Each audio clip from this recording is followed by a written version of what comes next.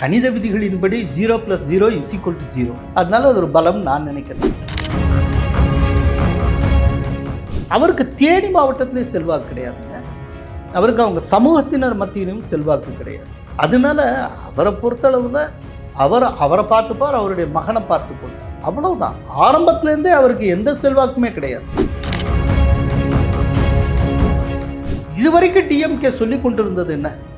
எங்களுடையது ஒரு மாபெரும் கொள்கை கூட்டணி, அசைக்க முடியாத கூட்டணி, தோற்கடிக்கப்பட முடியாத கூட்டணி அப்படின்னு.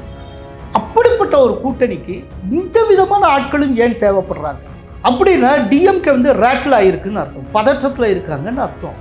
இப்போ வர்றவங்க அத்தனை பேரையும் சேர்த்துக்கிட்டு இருக்காங்க. கொள்கை கூட்டணி, நாங்கள் கொள்கை கூட்டணிங்கிறப்போ அது உண்மையிலே கொள்கை கூட்டணியாக இருந்தால் டிஎம்கேக்கும் காங்கிரஸுக்கு இடையில ஒரு 4 மாசமா ஏன் ஒரு போரே நடந்ததே? காங்கிரஸுக்குள்ளேயே தாவேகாவுக்கு ஆதரவு மனப்பான்மை தான் அதிகமாக இருக்கு. எனக்கு ஒரு சந்தேகம் உண்டு, என்னன்னா வர்ற எலெக்ஷனில் தேர்தல் டயத்தில் தாவேகாவும் டிஎம்கேயும் போட்டியிடக்கூடிய இடங்களில் காங்கிரஸ்காரங்க தாவேகாவுக்கு ஓட்டு போடுறதுக்கு நிறைய வாய்ப்பு உண்டு.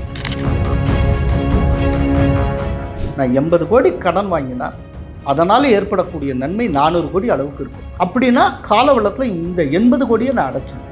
அதுக்கப்புறம் மிஞ்சறது ஃபுல்லாக எனக்கு லாபம். ஆனால் நான் 80 கோடியை கடன் வாங்கிட்டு தமிழ்நாட்டில் ஒரு 800 இடத்துல செலவச்சேன்னா அது அபத்தமாக. ஸோ நான் எதுக்கு செலவழிக்கிறேன், நான் எதற்கு பயன்படுத்துகிறேன், இந்த ரெண்டும் முக்கியம். வாரணாசி இந்த கோயில் மூலமாக ஈட்டின வருவாய் கிட்டத்தட்ட 1.5 லட்சம் கோடி. அயோத்தியில் அந்த கும்பாபிஷேகம் அதெல்லாம் முடிஞ்சதுக்கு அப்புறம் கிட்டத்தட்ட ஒவ்வொரு நாளும் 1 கோடி ரூபாயாவது கலெக்ட் ஆகும். 365 நாள் 365 கோடி. இப்போ தமிழ்நாட்டில் எத்தனை கோயில்கள் இருக்கு? இது திராவிட மாடல் அரசு. இதனால கோயிலுக்கு புகழ் கிடைச்சிருமோன்னு நினைக்கிறேன். கோயில் மூலமா தமிழகத்துக்கு வருவாய் கிடைக்கும் அப்படிங்கிற கோணத்தில் யோசிச்சா எவ்வளவு அள்ளலாம். சாராயத்தை விற்று 45,000 கோடி சம்பாதிப்பேன்னு சொல்றாங்க.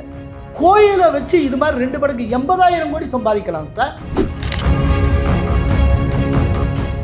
டிஎம்கே அரசு செய்த ஒரு தவறு என்ன அப்படின்னா, புது வருவாய் இனங்களை கண்டறியாமல் வாங்கி வாங்கி செலவழிச்சிட்டு இருந்தாங்க. அந்த இன்னும் பெரிய காலக்கொடுமை என்னன்னா, கடனை அடைக்கிறதுக்கு கடன் வாங்கினாங்க.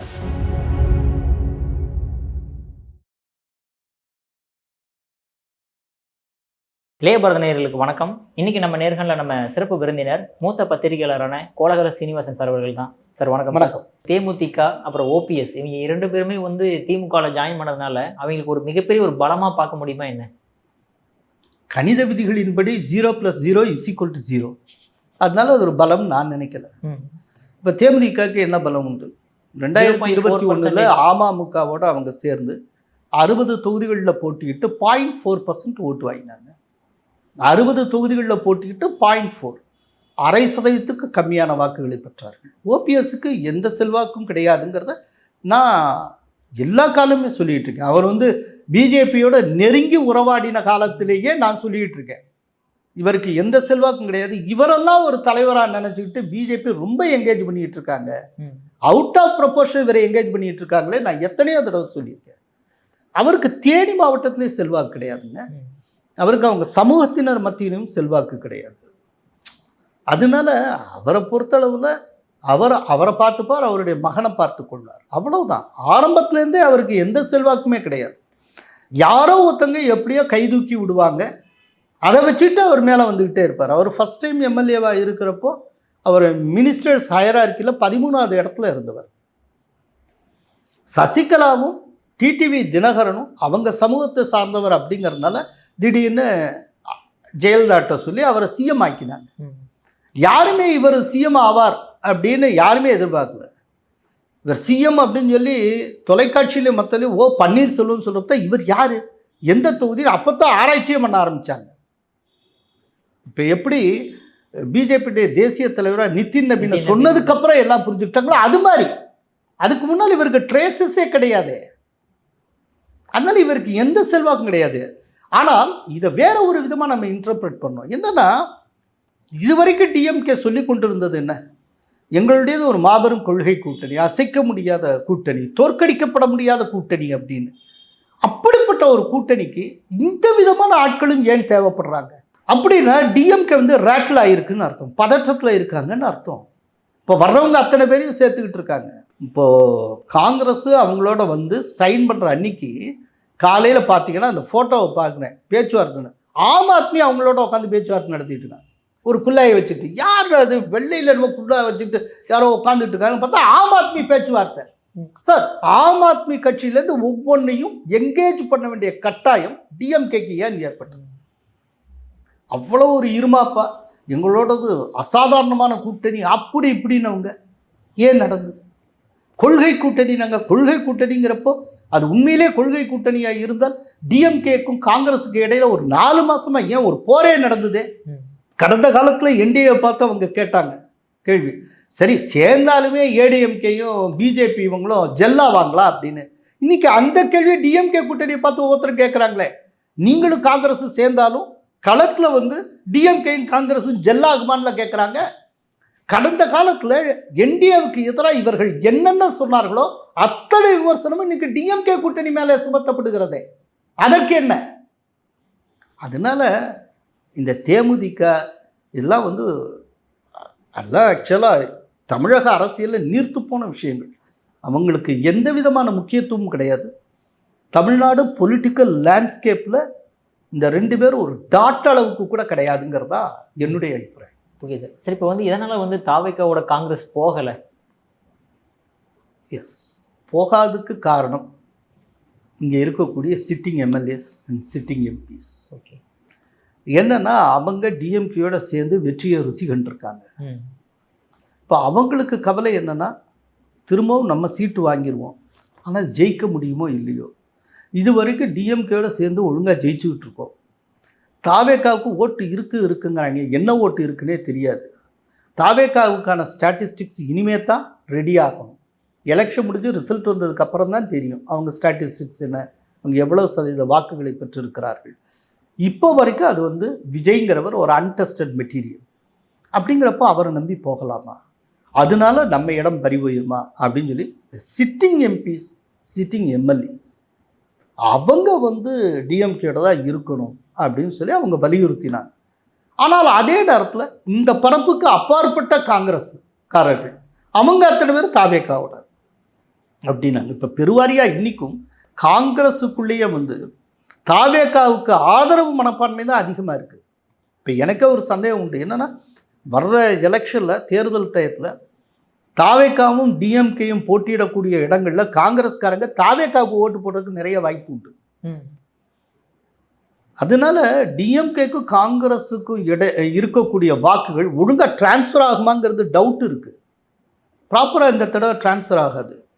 எப்பெல்லாம் காங்கிரஸும் டிஎம்கேயும் உச்சபட்சமாக அடிச்சுக்கிட்டு களங்காட்டுறாங்களோ அப்பெல்லாம் அந்த கூட்டணி படுதோல்வி அடைஞ்சிருக்கு. நல்ல உதாரணம் 2011.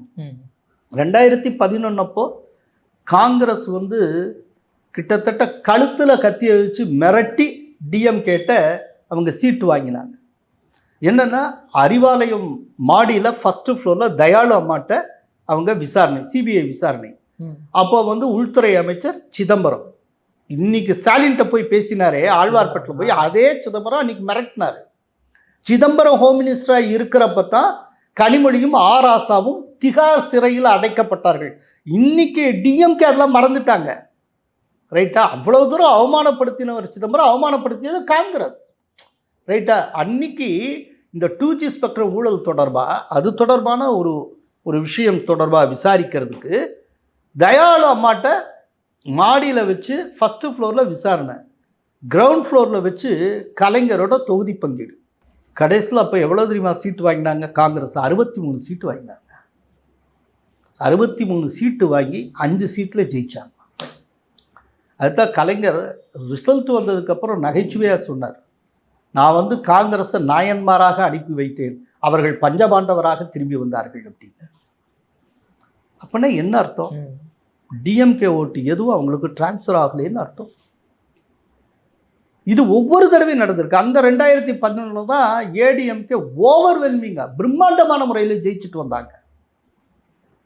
ஸோ இந்த முறையும் அது நடக்கும்னு நான் எதிர்பார்க்குறேன். அப்புறம் எல்லாத்துக்கும் மேலே இன்னொன்று இருக்குங்க, ஒரு ட்ராக் ரெக்கார்டுன்னு ஒன்று இருக்குது. கலைஞர் வந்து திமுகவுடைய தலைமை பொறுப்புக்கு வந்ததற்கு பிறகு இன்று வரை டிஎம்கே தொடர்ச்சியாக 2வது முறை வென்றதே கிடையாது. அந்த வரலாறு தொடரும்னு நான் நம்புகிறேன். Okay sir. சார் அதே மாதிரி இங்கே திமுகவில் வந்து தொகுதி பங்கீடு எல்லாமே போய்கிட்டு இருக்குது. பட் ஆனால் ஏன் சார் அதிமுக பாஜக இன்னுமே வந்து தொகுதி பங்கீடுலாம் ஆரம்பிக்காம ஏன் இப்போ டிஎம்கே சைடு காங்கிரஸும் டிஎம்கே கிடையாது 4 மாசமா சண்டை நடந்துகிட்டு இருக்கு. ஏன் ஏடிஎம்கே சைடு ஒன்றுமே நடக்கல? அதையும் கேளுங்களேன் சார். அங்கே அவங்க தொகுதி பங்கீடு பண்ணுறாங்கன்னா அப்படி இல்லைன்னா பிச்சுக்கிட்டு போயிடுவாங்களோன்னு பயம். ஏன்னா விஜயை நோக்கி போயிடுவாங்களோ அப்படின்னு இருக்கிறவங்களுக்குலாம் உடனே கூப்பிட்டு ஒரு துண்டு போட்டு வச்சிடணும்னு அவங்க பார்க்குறாங்க. அதனால வேகமாக சீல் பண்ணுறாங்க. இங்கே அதுக்கான அவசியம் இல்லை. தொகுதியில் எந்தெந்த தொகுதின்னு பாஜகன்னு ஒதுக்கிட்டாங்க அப்படின்னா அவங்க யாரும் களத்தில் இறங்கி வேலை செய்ய ஒதுக்கலைன்னு எப்படி தெரியும்? அனௌன்ஸ் பண்ணலைன்னு வேணால் சொல்லுங்கள். ஒதுக்கலை, பேச்சுவார்த்தை நடத்தலை, இந்த ஏடிஎம்கே தலைமைக்கும் மற்ற தலைமைகளுக்கு இடையில் ஒரு அண்டர்ஸ்டாண்டிங் இல்லை தொகுதிகளை பற்றி அப்படின்னு எப்படி சொல்ல முடியும்? இன்னும் பகிரங்கப்படுத்தப்படவில்லை. அது அஃபிஷியலாக அதிகாரபூர்வமாக அறிவிக்கப்படவில்லை. அவ்வளோதான் சொல்லலாம். மற்றபடி எதுவுமே நடக்கலைன்னு எப்படி சொல்லலாம்? அப்படிலாம் பார்த்தா இவங்க இன்னைக்கு தொகுதி பங்கீடுங்கிறீங்க. கூட்டணி ஏப்ரல் 12 அதாவது போன வருஷம் ஏப்ரல் 12 ஏடிஎம்கேயோட அலையன்ஸை சீல் பண்ணார் அமித்ஷா. ஆமாம். எவ்வளோ முன்னால் ஆரம்பிச்சிட்டாங்க. நீங்கள் தொகுதி பங்கீடு பற்றி பேசுகிறீங்க.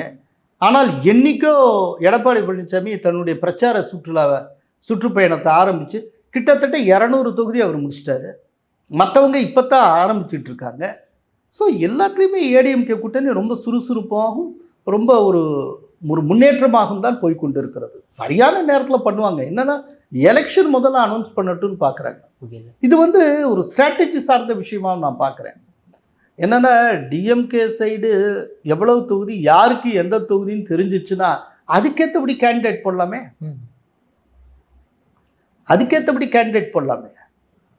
இதெல்லாம் ஒரு கணக்கு இருக்கும். புரியுது சார். கடைசியாக ஒரே ஒரு கேள்வி சார். ஆக்சுவலாக ஆல்ரெடி தமிழ்நாட்டில் வந்து 10.6 லட்சம் கோடி ரூபா கடன் இருக்குது.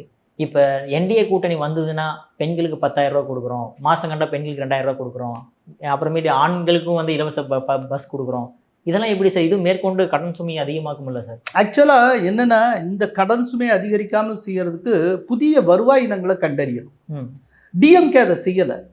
அவங்க அது வந்து டிஎம்கே அரசுங்கிறது ஒரு அறிவிப்பு அரசாகவும் அது ஒரு தோற்றத்தை உருவாக்குகிற அரசாக மட்டுமே இருந்தது. இப்போ அவங்க ஆட்சிக்கு வந்த புதுசில் உங்களுக்கு ஞாபகம் இருக்கோ இல்லையோ, திடீர்னு மாபெரும் 5 பொருளாதார நிபுணர்கள் கொண்ட ஒரு பேனல் அமைக்கிறோம்னு அனௌன்ஸ் பண்ணாங்க. அதில் பொருளாதாரத்தில் நோபல் பரிசு பெற்றவர்களாக இருந்தாங்க. அந்த அனௌன்ஸ்மெண்ட்டோட சரி, அவங்களுடைய நோடல் ஆஃபீஸராக அவங்கள ஆர்கனைஸ் பண்ணுறது கொள்வது இதெல்லாம் வந்து தமிழக அரசுடைய நிதித்துறை செயலாளர் பார்த்து கொள்வார்னு சொன்னாங்க. அந்த 5 பொருளாதார மேதைகளும் அவ்வப்போது கொடுத்த அட்வைசஸ் என்ன, அந்த அறிவுரைகளின்படி என்னென்ன சீர்திருத்தம் மேற்கொள்ளப்பட்டது, எந்தெந்த துறைகளில் அவங்க அறிவுரை கொடுத்தாங்க, அந்த அறிவுரையை ஃபாலோ பண்ணி எந்தெந்த துறையில் தமிழ்நாடு முன்னேற்றம் கண்டது, அறிவுரை வருவதற்கு முன்பு தமிழ்நாட்டில் இருந்த முன்னேற்றம் என்ன, அறிவுரைக்கு பிறகு அதை அமலாக்கம் செய்ததற்கு பிறகு தமிழகம் கண்டிருக்கக்கூடிய முன்னேற்றம் என்ன, இதெல்லாம் சொல்லக்கூடிய விதத்தில் ஒரு வெள்ளை அறிக்கை கிடையாது திமுக. வெறும் அனௌன்ஸ்மெண்ட். அப்படிங்கிறப்போ என்ன காரணம் அப்படின்னா புதிய வருவாய் இனங்களை நாம் கண்டறியது. நான் ஆரம்பத்திலே சொன்னேன், இந்தியாங்கிறது வளர்ந்து வரக்கூடிய தேசம். கடன்கிறது இயல்பான விஷயம்.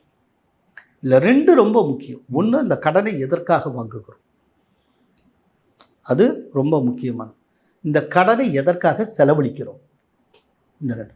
இந்த கடனை உற்பத்தி பயன்பாட்டில் நம்ம இன்வெஸ்ட் பண்ணுறோமா இல்லையா? ஒரு இன்ஃப்ராஸ்ட்ரக்சரல் டெவலப்மெண்ட். நான் 80 கோடி கடன் வாங்கினா அதனால் ஏற்படக்கூடிய நன்மை 400 கோடி அளவுக்கு இருக்கும். அப்படின்னா கால வளத்தில் இந்த 80 கோடியை நான் அடைச்சிடுவேன். அதுக்கப்புறம் மிஞ்சறதுல எனக்கு லாபம்.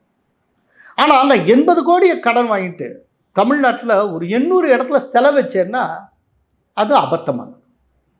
ஸோ நான் எதுக்கு செலவழிக்கிறேன், நான் எதற்கு பயன்படுத்துகிறேன், இந்த 2 முக்கியம். 3வது, புதிய வருவாய், அதாவது ஒரு ரெவென்யூ சோர்ஸஸை அதிகப்படுத்தும். ஒரு உதாரணம் உங்களுக்கு சொல்கிறேன். மோடி வந்து காசி விஸ்வநாதர் ஆலயம் முன்னாலாம் பட்டும் மோசமாக இருக்கும். ஆமாம். ஞானவாபி நீங்களாக இருக்கக்கூடிய அத்தனை பகுதிகளில் அவர் செம்மை செய்து அதை திரும்ப புதுசாக படைத்து இருக்கிறார். ரைட்டா?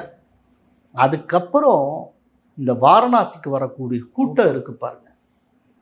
கடந்த ஒரு 4 ஆண்டுகளில் வாரணாசி இந்த கோயில் மூலமாக ஈட்டின வருவாய் கிட்டத்தட்ட 1.5 லட்சம் கோடி, ரைட்டா? அதே போல் அயோத்தியில் அந்த கும்பாபிஷேகம் அதெல்லாம் முடிஞ்சதுக்கு அப்புறம் கிட்டத்தட்ட ஒவ்வொரு நாளும் 1 கோடி ரூபாயாவது கலெக்ட் ஆகுது.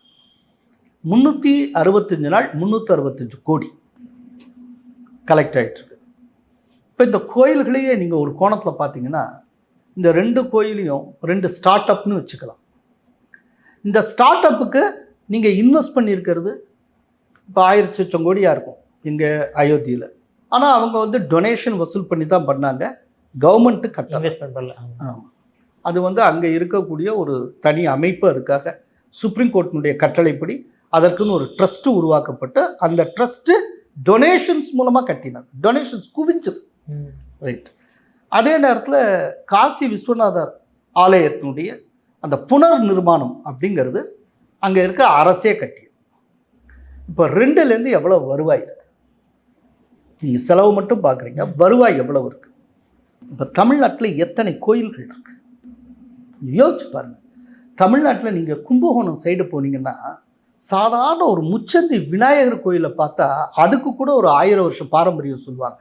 இது சோழர் காலத்துது அப்படிம்பாங்க. கும்பகோணம் சிட்டிக்குள்ளே நீங்கள் நடந்தாலே போதும், மினிமம் 1000 வருஷ பாரம்பரியம் கொண்ட கோயில்கள் ஒரு 15 கோயிலையாவது நீங்கள் பார்த்துக்கலாம்.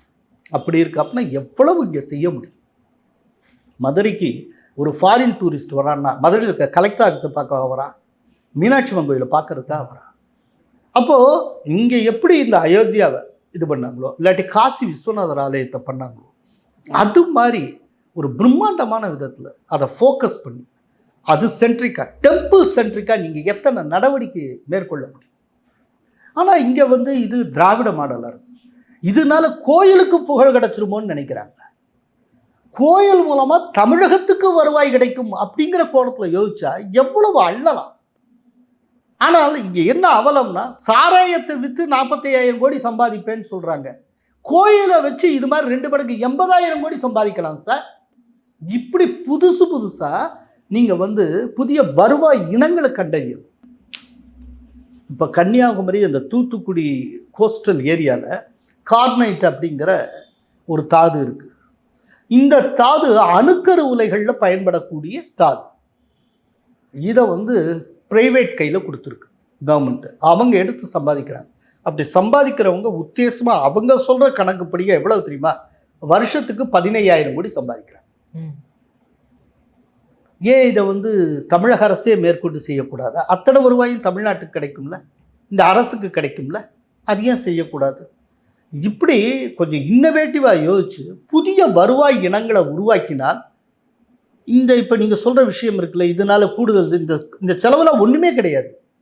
டிஎம்கே அரசு செய்த ஒரே தவறு என்ன அப்படின்னா, அவங்க வந்து புது வருவாய் இனங்களை கண்டறியாமல் வாங்கி செலவழிச்சிட்டு இருந்தாங்க. அதில் இன்னும் பெரிய காலக்கொடுமை என்னன்னா, கடனை அடைக்கிறதுக்கு கடன் வாங்கினாங்க.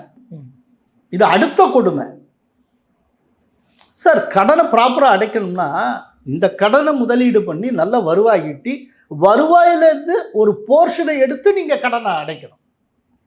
நான் கடனை வாங்குவேன், அந்த கடனுக்கான வட்டி அடைக்கிறதுக்கு இன்னொரு கடன், இப்படி என்ன எண்ணிக்கை முடிகிறது? ஓகே, அதனால நம்ம வந்து ஒரு இன்னோவேட்டிவாக திங்க் பண்ணோம். அந்த விஷயத்தில் வந்து யூபி கவர்மெண்ட்டில் ஒரு மாடலாக இருக்குது. இப்போ கோயில்கள் நமக்கு மிகப்பெரிய கருவூலங்கள். ஒரு காலத்தில் இந்த கோயில்கள் கட்டப்பட்ட காலத்துலேயும் இது கருவூலமாகத்தான் இருந்தது. இப்போது ஆப்கானிஸ்தான்லேருந்து படையெடுத்து வந்தவன் இங்கே இருக்க சோமநாதர் ஆலயத்தை மற்றதையும் டார்கெட் பண்ணி போனான்னா என்ன அர்த்தம்னா, அத்தனை செல்வமும் அங்கே தான் இருந்தது. வந்தவன் அடித்து கொள்ளையடிச்சுக்கிட்டு போனான். அன்னைக்குலேருந்து இன்னைக்கு வரைக்கும் அது வந்து பொக்கிஷம், கருவூலம். இந்த கருவூலத்தை நம்ம பயன்படுத்த தெரியாமல் உட்காந்துக்கிட்டு இருக்கோம். நீங்கள் தமிழ்நாட்டில் தான் இந்தியாவிலே அதிக கோயில்கள் இருக்குது சார், 45,000 டெம்பிள்ஸ் இருக்குது. அப்படிங்கிறப்போ இந்த கோயில் சென்ட்ரிக்காக டூரிசம்ங்கிறத நீங்கள் மேம்படுத்தினாலே போதும். வெளிநாட்டு பயணிகளே வர வேண்டியதில்லை, உள்நாட்டு டூரிசம். இந்தியாவில் மற்ற மாநிலத்திலேருந்து வரக்கூடியவர்கள் அந்த டூரிசத்தை ப்ரமோட் பண்ணாலே போதும். இப்போ காசியும் அயோத்தியிலையும் வெளிநாட்டுக்காரன் ரொம்ப கிடையாது. இந்தியாவில் இருக்கக்கூடிய மற்ற பகுதியில் இருக்க அத்தனை பேரும் வந்து குமியிறான். தமிழ்நாட்டில் ராமேஸ்வரத்துக்கு மட்டும்தான் அப்படி பண்ணுறாங்க. மற்ற எல்லா இடத்துக்கும் அதுக்கான ஒரு ப்ரோக்ராமை விஸ்தரிக்கணும். அதற்கான ஒரு பார்வையோட ஒரு புதிய சுற்றுலா கொள்கை ஒன்று உருவாக்கப்படணும். கம்ப்ளீட்டாக இன்னோவேட்டிவாக கொண்டு போகணும். அந்த மாதிரி கொண்டு போனால் ஒரு டயத்தில் கேரளாவில் எங்கேயோ போனாங்க பாருங்கள், காட்ஸ் ஓன் கண்ட்ரின்னு ஒரு ஸ்லோகன் கொண்டு வந்தாங்க. அந்த டயத்தில் அத்தனை வெளிநாட்டு சுற்றுலா பயணிகளுக்கும் டெஸ்டினேஷனாக கேரளம் இருந்தது. கேரளத்தோட போட்டியிடக்கூடிய விதத்தில் திடீர்னு ஒரு டயத்தில் ஒடிஷா எங்கேயோ போனாங்க, ஒடிஷாவை நோக்கி படையெடுத்துக்கிட்டாங்க. அதுபோல் அத்தனை பேருக்குமான ஒரு சுற்றுலா டெஸ்டினேஷனாக தமிழ்நாட்டை உருவாக்கணும் சார். அப்படி உருவாக்கினா இந்த சாராயத்தை விற்று நம்ம பிழைக்க தேவையில்லை. இந்த டாஸ்மாகே தூக்கி எரிஞ்சிட்டு அது இல்லாமலேயே அது மாதிரி பல மடங்கு வருவாயை நாம் ஈட்ட முடியும். அதுக்கு ஒரு தெளிவான ஒரு விஷன் இருக்கணும், விஷன் டாக்குமெண்ட் இருக்கணும். இதெல்லாம் செய்யணும். செஞ்சால் இதுலேருந்து மீள முடியும். சார், அற்புதமாக விளக்கம் கொடுத்தீங்க சார். உங்கள் பொன்னான நேரத்தை இளைய பாரதில் ஒதுக்குறதுக்கு மிக்க நன்றி சார்.